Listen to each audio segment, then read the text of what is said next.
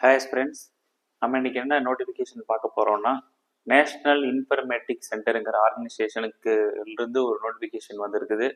அதாவது ministry of electronics and information technology கீழே இயங்கக்கூடிய ஒரு ஆர்கனைசேஷன் தான் நேஷ்னல் இன்ஃபர்மேட்டிக் சென்டர், அதாவது என்ஐசின்னு சொல்லுவாங்க. இவங்க வந்து அப்ளிகேஷன் இன்வைட் பண்ணியிருக்கிறாங்க.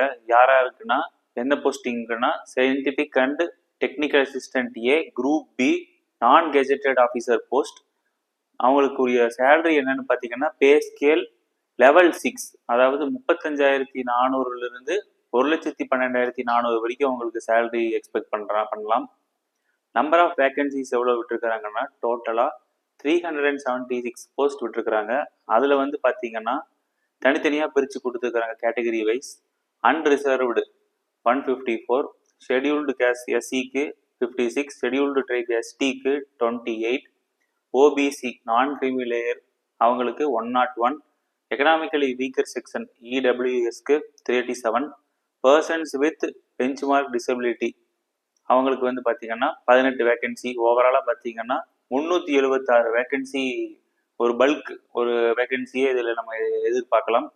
இந்த போஸ்டிங்க்கு வந்து யார் எலிஜிபிலிட்டின்னு பார்த்தீங்கன்னா, அதுக்கும் அவங்க டீட்டெயில்டாக கொடுத்துக்கிறாங்க. எஜுகேஷனல் குவாலிஃபிகேஷன் என்னென்ன வேணும்னு. ஜஸ்ட் மேக்ஸிமம் எந்த நோட்டிஃபிகேஷன் பார்த்தீங்கன்னாலும் 60% அந்த 50% எலிஜிபிலிட்டி க்ரைட்டீரியா வச்சுருப்பாங்க. பட் இந்த போஸ்டிங்க்கு வந்து ஜஸ்ட் ஒரு மியர் பாஸ் இருந்தாலே போதும்.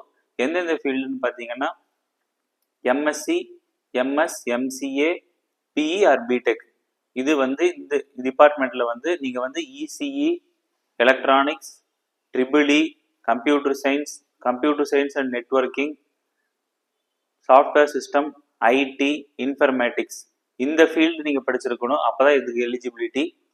ஸோ இவங்க இந்த எஜுகேஷனல் குவாலிஃபிகேஷன் போக அடிஷ்னலாக என்ன மேஜராக கேட்குறாங்கன்னா, வேலிட் கேட் ஸ்கோர், அதாவது 2026க்கு மட்டும் இல்லாமல் 2024, 25, 26. ஸோ ஆல்ரெடி ஒரு நல்ல ஸ்கோர் வச்சு காலேஜில் படிச்சுட்டு இருக்கிறவங்களோ இல்லைன்னா ஏதாவது வேலைக்கு போயிட்டு இருக்கிறவங்களோ இதில் அப்ளை பண்ணுறதுக்கு ஒரு நல்ல ஆப்பர்ச்சுனிட்டி இருக்குது. ஸோ எந்தெந்த ஸ்ட்ரீமில் கேட் எக்ஸாம் எழுதியிருக்கணுங்கிறதையும் அவங்க டீட்டெயிலாக மென்ஷன் பண்ணியிருக்கிறாங்க.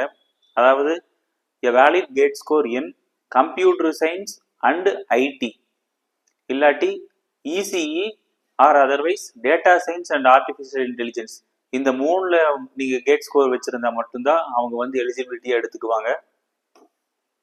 நெக்ஸ்ட் வந்து பார்த்தீங்கன்னா, இது என்னுடைய இப்போ வந்து ஒரு ஜஸ்ட் ஒரு அட்வர்டைஸ்மெண்ட் மட்டும்தான் இது கொடுத்துக்கிறாங்க. இதுக்கு உண்டான டீட்டெயில்டு நோட்டிஃபிகேஷன் எப்போ வரும்னா, கேட் எக்ஸாமினுடைய ரிசல்ட் மார்ச் அநேகமாக எக்ஸ்பெக்ட் பண்ணுறாங்க.